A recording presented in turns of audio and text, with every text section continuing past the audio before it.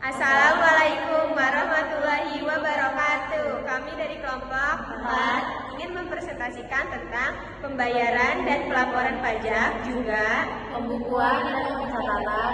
Pertama-tama kami ingin memperkenalkan diri. Nama saya Putri Nabila.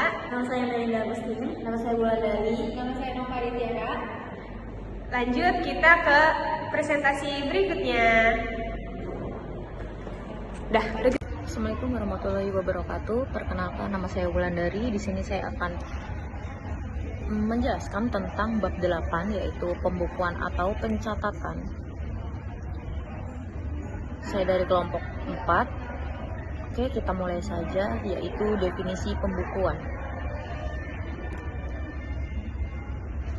Definisi pembukuan adalah proses pencatatan yang teratur untuk mengumpulkan data dan informasi keuangan meliputi harta, kewajiban, modal, penghasilan, biaya, serta jumlah harga peroleh dan penyerahan barang atau jasa yang ditutup dengan penyusunan laporan keuangan berupa neraca dan laporan laba rugi untuk periode tahun pajak tersebut. Kemudian definisi pencatatan, yaitu pengumpulan data atas peredaran atau penerimaan bruto sebagai dasar penghitung pajak yang terutang. Wajib diselenggarakan dengan lengkap, benar, dan tepat waktu. Digunakan untuk mempermudah pengisian SPT dan perhitungan pajak. Kemudian apa sih tujuan pembukuan dan pencatatan itu? Oke, baik. Tujuannya pengisian SPT, yaitu penghitungan penghasilan kena pajak dan penghitungan PPN dan PPNBM. Perkenalkan, nama saya Melinda Agustin dari kelas 02 SAKK 001. Kelompok 4 akan melanjutkan materi sebelumnya tentang pembukuan atau pencatatan yang sebelumnya telah dijelaskan dan dilanjutkan kembali dari tempat penyimpanan. Untuk tempat penyimpanannya, wajib pajak harus menyimpan buku, dokumen, dan catatan perpajakan di Indonesia selama 10 tahun. Dokumen-dokumen ini harus tersedia jika diminta oleh otoritas pajak. Untuk sanksi pidananya, tidak menyelenggarakan pembukuan atau menyelenggarakan pembukuan yang tidak benar dapat dikenakan sanksi pidana sesuai pasal 39 UU KUP. Wajib pajak dalam pembukuan bahasa asing terdiri dari wajib pajak dalam rangka penanaman modal asing, wajib pajak bekerja berdasarkan kontrak karya, wajib pajak beroperasi dengan kontrak kerja sama di sektor pertambangan, bentuk usaha tetap sesuai perjanjian penghindaran pajak berganda. Lalu wajib pajak dalam pembukuan mata uang non-rupiah terdiri dari perusahaan pendaftar saham atau obligasi di bursa luar negeri, kontrak investasi kolektif atau KIK yang mendominasi mata uangnya dalam dolar, wajib pajak berafiliasi dengan perusahaan induk luar negeri, wajib pajak menyajikan laporan dalam satuan dolar sesuai standar akuntansi. Selanjutnya, persyaratan dan ketentuannya terdiri dari wajib pajak harus dapat izin dari Menteri Keuangan. Penyusunan dilakukan secara konsisten dalam satu mata uang, yaitu dolar.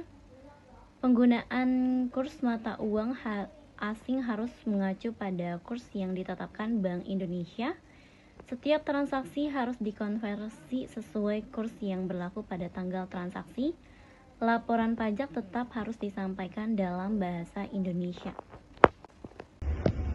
Oke, baik. Kita akan lanjutkan dengan soal dan jawaban.